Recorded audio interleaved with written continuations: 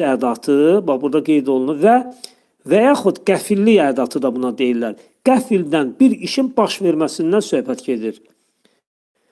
Burada deyir, bir də baxarsınız ki, bax mənasındadır. Yəni, hamısı qəfildən hamısı qəbirlərdən qalxıb, Rəblərinin huzuruna nə edəcəklər? Axşacaqlar. Hum onlar mübtədadır. Minəl əcdəsi qəbirlərdən, car və məcrurdan ibarətdir. Yəni, minin qoşmasından və əcdəsi ismindən ibarətdir. Bu isim də yəli alındadır. İlə Rabbihim, Rəblərinə hərf-i cər ilə məcrur isim Rabbihim, bu yəlik halında olan isimdir. Muzaf, üstəgəl muzafun ilək. Yəni, Rabbi burada təyinlənəndir. Muzaf, Rabbihim isə təyindir, muzafun iləkdir.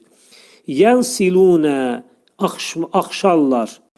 Yənsilunə feilin indiki gələcək zamandadır və feilin kökü nun, sin və ləm hərfindən ibarətdir.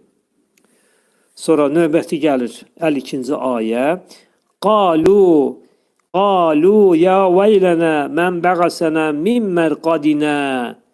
Burada bir səktə də var. Yəni, Quranda bu səktə dayandıq mı, ondan sonra nəfəsi dərmədən növbəti ayəyə keçməliyik.